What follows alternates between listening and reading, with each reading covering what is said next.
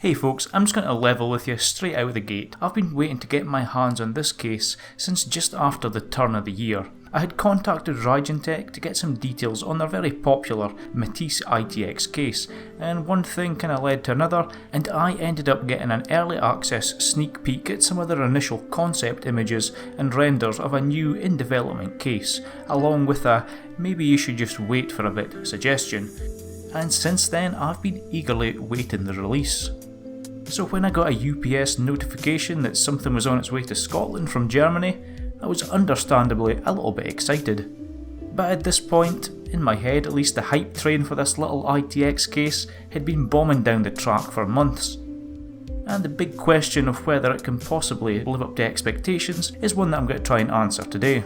The ITX market, it's a bit of a funny one. It's a segment which is pretty polarising when it comes to choice and cost. It's either super premium like the Dan Case A4, which comes in at around 210-220 quid, or something much cheaper, functional, and much more industrial like the Core V1 Cube case that I tested a while back, and you can have that for under $50. But there are very few cases out there that really try and offer up the best of both worlds.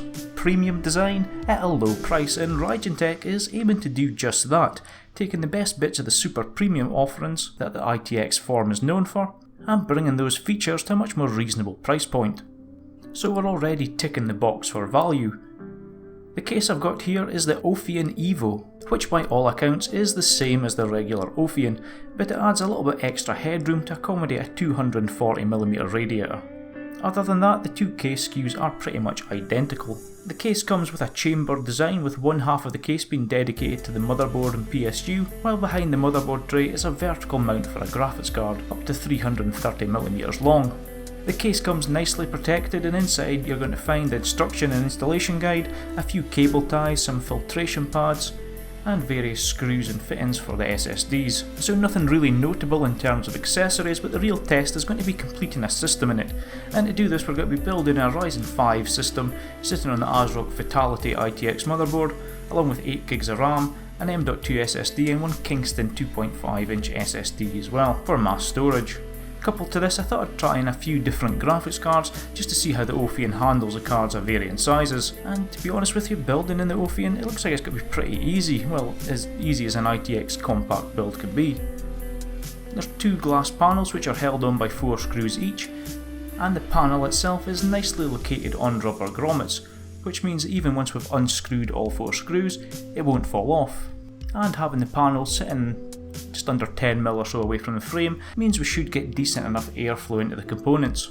Inside the main chamber of the case, the power supply is located on the left and is retained by the standard 4 screws, with a pass-through power cable plugging into the bottom of the unit and being routed to the back of the case, a similar solution found on the Metis and the Styx cases of old. To the right of the PSU is the motherboard tray, and like a lot of ITX cases, you're going to be installing your board with the PCIe slot for your graphics card sitting at the top of the case. There's a pre-installed riser cable which runs flat behind the motherboard and can be neatly bent round and slotted into place on the motherboard's main PCIe slot. So far so good, and nothing out of the norm at all. But one thing I would say is, while full-sized ATX power supplies are supported and will fit, I mean that's what I'm using in this build, it is really the worst case scenario.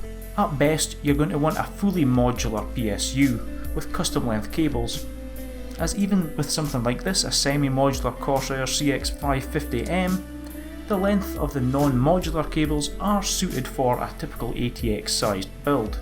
And this extra cable length means that it's going to be needlessly tricky to bundle up the cables and get everything looking clean, and some creative cable management is required. Of course, this could quite easily be rectified if you just used a modular SFX power supply, which generally come with shorter cables for this kind of application. Now I've chosen to mount the PSU here with the fan facing outwards to try and keep the air under the case as cool as possible, although you could also fit it so that it pulls in hot air from the GPU chamber and exhausts that out to the bottom, but that will lead to higher intake temperatures.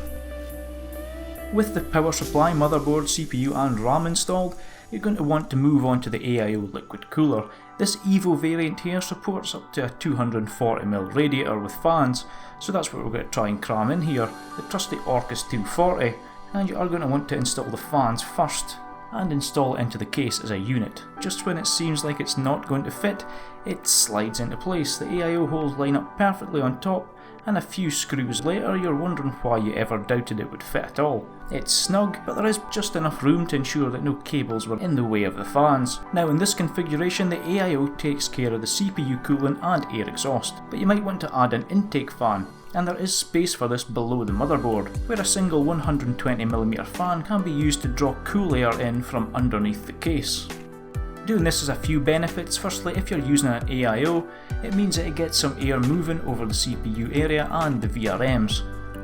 And it does actually help to drop the temperatures of your CPU while gaming by a couple of degrees or so, by actively pulling in fresh cool air from underneath. With the main chamber now completed, it's time to add in some storage. As mentioned already, we're using an M.2 SSD as our main boot drive, and that's located on the back of the motherboard, but you likely will want to add in some other form of drive for mass storage. And behind the hair-brushed aluminium faceplate, you're going to find the 2.5-inch drive mounts. The omission of a 3.5-inch drive bay for mass storage is a rare black mark, but with the prices of SSDs plummeting recently, and the fact that if you really need mass storage you can get a pretty hefty sized 2.5-inch drive for that, it means there are options out there if you really need a lot of storage, and you're happy to sacrifice the speed between a 2.5-inch mechanical drive and a 3.5-inch mechanical drive.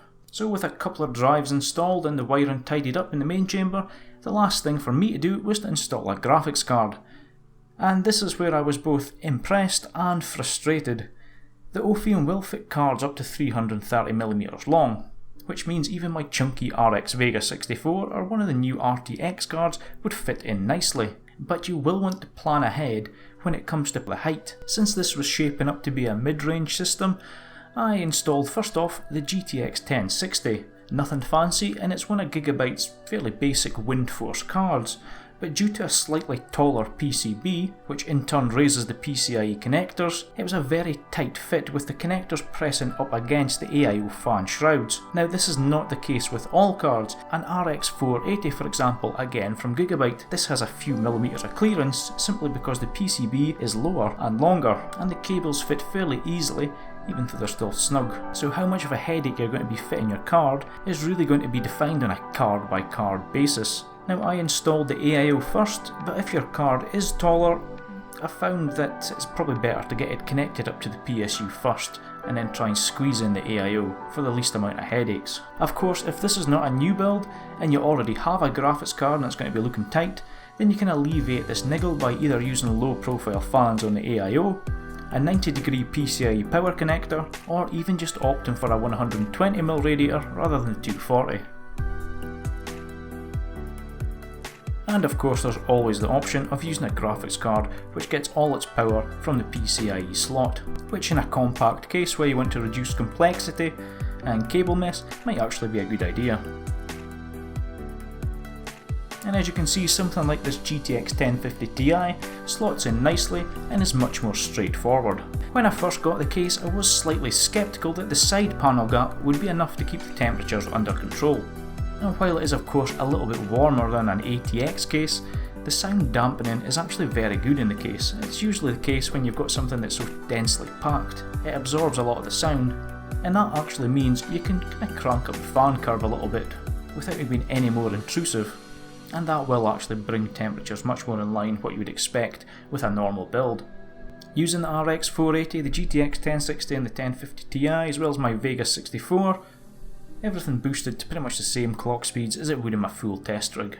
So while the fans might need to work a little bit harder, you won't be losing any performance, at least I wasn't anyway. But really that power connector clearance issue is the only thing that I encountered when building in the Ophion that made it any more complex than a bog standard micro ATX build. And at the end of the day, even these non-modular ATX length power cables on this particular PSU could be creatively snaked around to keep things looking clean. And the results, I think, speaks for themselves. The case is beautiful, and I mean that genuinely, it is a beautiful case, and it's certainly a step up from the older Matisse, and a genuine rival to offerings like the Dan case, and at a fraction of the cost. From the brushed aluminium front to the tempered glass sides, to the snugly fitting magnetic mesh dust filters, the Ophion ticks all the boxes for me anyway when it comes to what I would expect in a really premium ITX build. It's not a case where slapdashing a build together is going to be the order of the day, but I think that anyone looking at a case at this price with an ITX form factor is going to be the type of person that cares about their build and wants to spend the time creatively tucking cables and tying them down. And it's abundantly clear that this is the market that the Ophion is targeting, enthusiasts who maybe just can't quite justify the absurd prices on some of the more premium offerings in this segment. And the fact that it can potentially house a 8-core 16-thread 2700X and a top-of-the-line GPU at just 20 litres for the Evo and under 17 for the standard Ophion is pretty crazy. So was it worth the wait? Well, you better believe it was. So much so that I don't think Raijintek's actually going to be getting this particular sample back.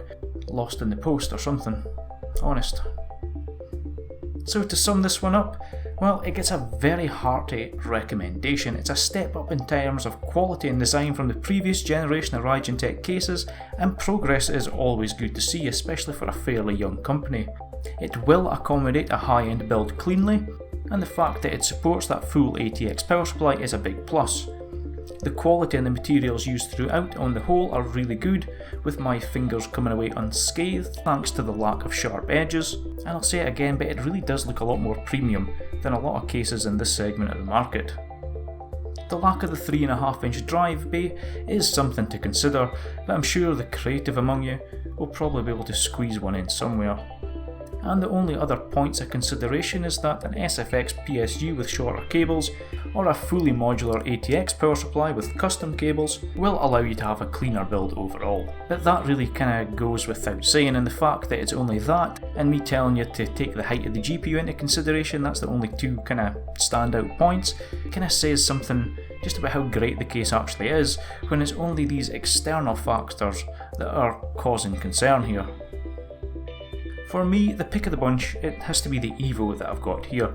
Even if you're not using an AIO liquid cooler, it allows for future expansion, and if you're air cooling your CPU, which can be done with coolers up to about 85mm in height, the extra height up top due to the lack of the AIO will make cable routing a doddle, as well as giving you a little bit more ventilation. It should be fairly obvious that I love this case. High quality, gorgeous design, and for the price of it, it ticks all the right boxes to make stepping away from the go-to options just that little bit easier. So if you're looking for an ITX case to build in, and are tired of the cookie cutter gaming cases that you see on every single post on Reddit, or just want something a little bit more grown up, then the Ophion from Raijintek is surely worth a look. Hopefully you'll have found this little overview interesting, and please be sure to hit that like and subscribe button and the little bell and let me know what you think of the Ophion and if you could be swayed into the world of ITX building. Anyways folks, I'm going to leave it there for today. Take care, and as always, I'll see you in the comment section down below and in the next video.